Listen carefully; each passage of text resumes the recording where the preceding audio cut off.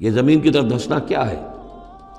ایک ہمارا جسد ہے، یہ حیوانی جسد، یہ زمین سے آیا ہے، منہا خلقناکم، اور اس کے تقاضے ہیں۔ ایک وہ روح ہے جو عہد کر کے آئی ہے الست بربکم، ان کے درمیان کشاکش ہے۔ روح چاہتی ہے اوپر اٹھنا، کل شیء یرجع الی اصلہ، ہر شے اپنی بنیاد اور اپنی جڑ کی طرف، اپنے منبع اور سرچشمے کی طرف لوٹنا چاہتی ہے، لہذا روح اوپر اٹھنا چاہتی ہے، وہ اوپر سے آئی ہے۔ یہ جسم جو ہے، یہ ہمارا حیوانی جسد، یہ زمین سے آیا ہے، اس کی ساری توجہات زمین کی طرف ہیں، یہیں کا مال و متاع ہو، یہیں سے اس کی خوراک آ رہی ہے، یہیں سے اس کی تقویت کا سامان آ رہا ہے، ساری چیزیں یہ۔ اب یہ جو کشاکش ہے، انسان کی روح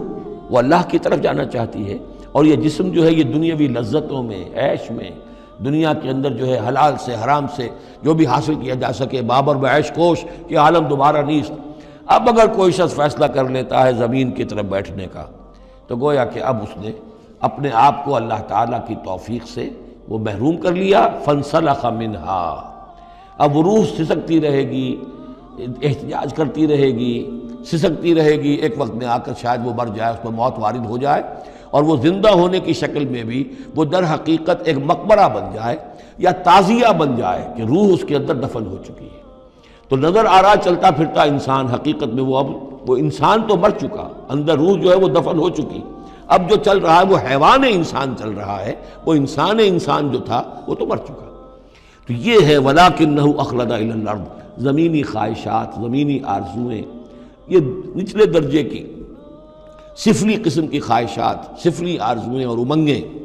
وَاتَّبَعَ هَوَاهُ، اور اس نے پیروی کی اپنی خواہشات کی، فَمَثَلُهُ كَمَثَلِ الْكَلْبِ، تو اس کی مثال کتے کی سی ہے، ان تحمل علیہ یلہث اور تترکہ یلہث، وہ ہر وقت ہی ہانپتا رہتا ہے، کوئی اس کے اوپر بوجھ رکھیے تب بھی ہانپے گا،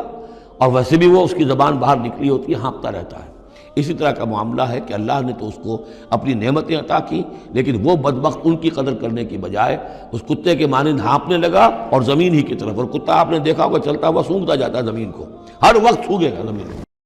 دین کی بات پھیلانا صدقہ جاریہ ہے، ثواب کی نیت سے ویڈیو کو شیئر ضرور کیجیے۔ جزاک اللہ۔